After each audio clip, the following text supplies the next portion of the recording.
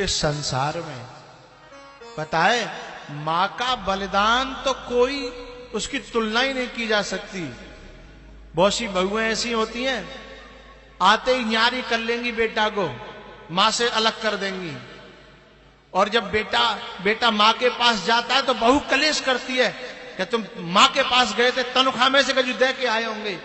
और जो बात मैया पर तो चल जाए ना, तो मां अपने बेटा से कहती है तू मेरे पास मत आओ कर, तेरी बहू तो ते कलेश करेगी ना, वो तो ते कलेश करते है ना। मोए नहीं चाहिए, मैं तो हाथ पांव चल रहे हैं, मैं तो भगवान जब गुजारो करेगो, पर तो ते कलेश होए जी बात मुझे अच्छी नहीं लगती बेटा, तू मेरे पास मत आओ करे। और तनख्वाह मिलो करे तब तो बिल्कुल मत आओ करे। अपने पाले परोसे बेटा को दूसरी की लड़की के हाथों में दान कर देती है। ये झूठी बात है कि लोग कन्या दान करते हैं।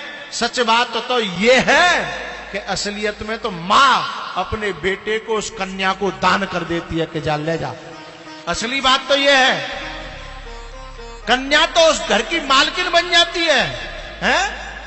दान तो मां करती है कि ले आज से मैंने अपना बेटा तो दे दो, पारो मैंने पैदा मैंने करो, बड़ो मैंने करो, दूध मैंने प्याए और सुख तू ले, जाकी दौलत तू ले, है जाकी कमाई तू ले, है जाको संग तू ले, है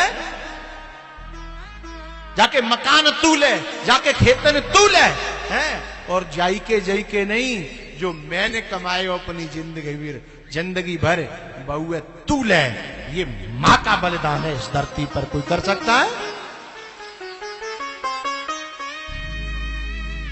लेकिन मुझे दर्द तब होता है, दुख तब होता है, जो मां इतना सब कुछ करती है, उसके बाद औलाद जब कमा के लाती है और कभी कभी घर पे आवे और मां इंतजार करती है कि छोरा आ रहा है तो 2-4 हजार रुपया तुम्हें हाथ पे धर के जाएगो, छोरा आ रहा है, और छोरा यूं कह के चले जाए कि मम्मी पे क्या कमी है, मां पे क्या कमी है?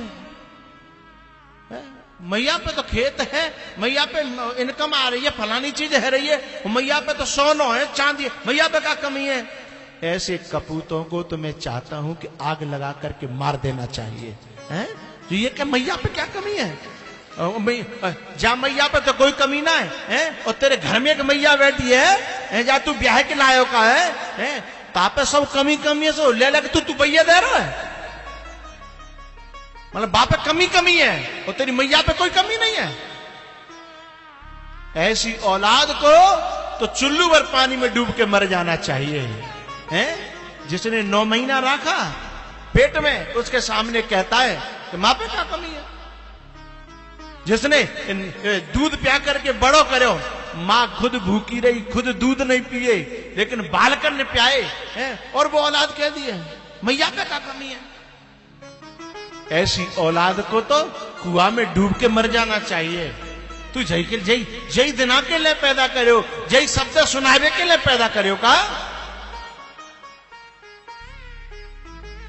अरे तू माए देगो, माँ पे जोर के धरेगो, तो माँ कोई शराब पीवे थोड़ी जा रही है, जोर के धर के तो ये दे जाएगी। अंतिम में कछु चीज बनावेगी तो तेरी बहु ही दे जाएगी, हैं? तो कोई तो छोड़ के जाएगी।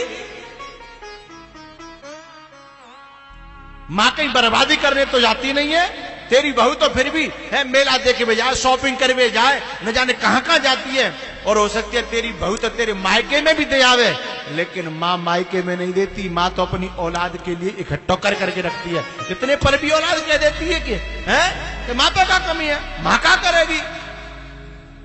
धिक्कार है उन कपूतों को जो मां बाप को ऐसी वाणी कहते हुए उनकी जीभ में कीड़ा नहीं पड़ता है, उनकी जीभ में आग नहीं लगती, जो मां से कहते हैं कि मां पे क्या कमी है, मां क्या करेगी, मां को क्या जरूरत है?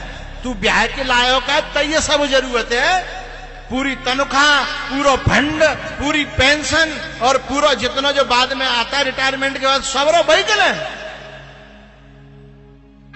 मां को कोई जरूरत नहीं है।